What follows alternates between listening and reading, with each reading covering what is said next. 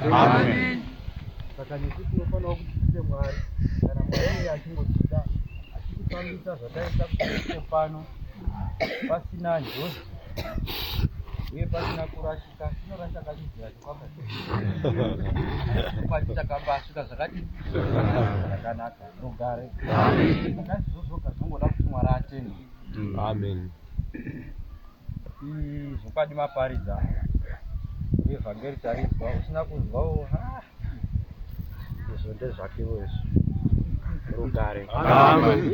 Chekutotanga kana munhu akaenda kubhawa, ngaititaure tichidaro, kana munhu achinge aenda kubhawa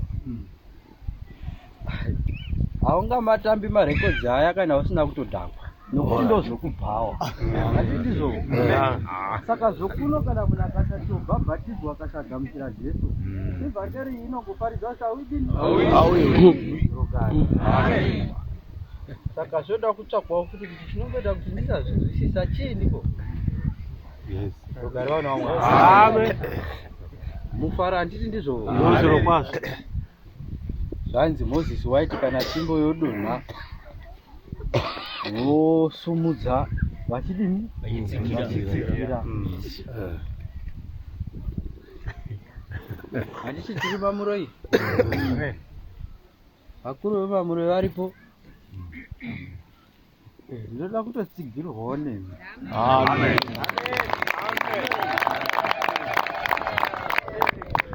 Rugare. Amen.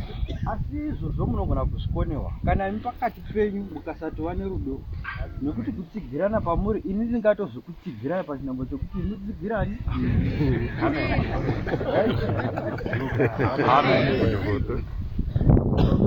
Zvingori pachena kuti zvokwadi batanai handisi ndizvo uve chinhu chimwe.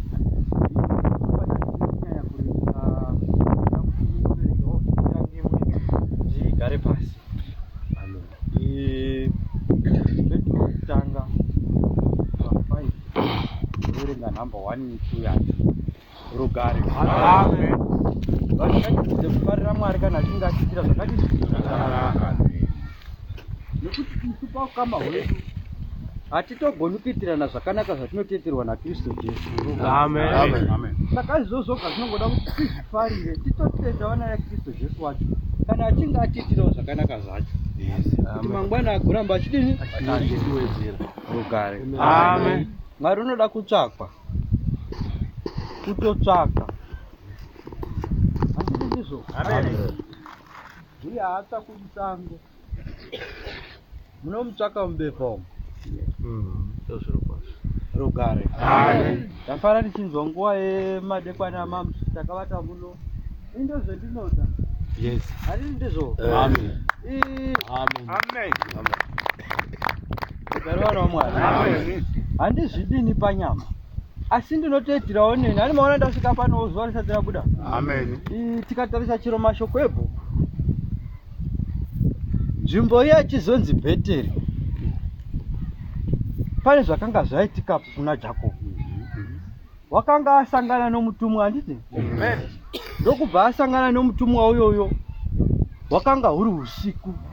Asi mutumwa utunga hwotsuka wakanga washupa kuti ndoda kudini? Rugare vana vaMwari. Zvinoreveiko? Zvokwadi mamuparidza handiti ndizvo? Asi sakai zvinoita kuti muwane nyaya. Munozosara kusvika kuno zuva ratodai vatumwa wenyu vadini? Mwana wangu harovi, mwana wangu rugare. Ini munozviitira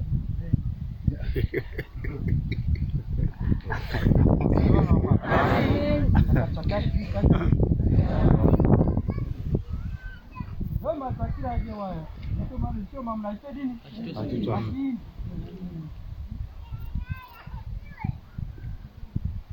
Rugare vana vaMwari. Amen. Verenga vhesi yako. Kuverenga 1 Peter 5 vhesi rakati 1. Mazwi makuru anoti vakuru navaduku. Rugare. Amen. Zvanzi vakuru nechini? Navaduku. Navaduku. Umwe naumwe mutino mukuru navana vake vanomudini? Vanomutevera. panyama mozotiwo mukuru wenyu bishop wakagarepi mberi rugare. Amen.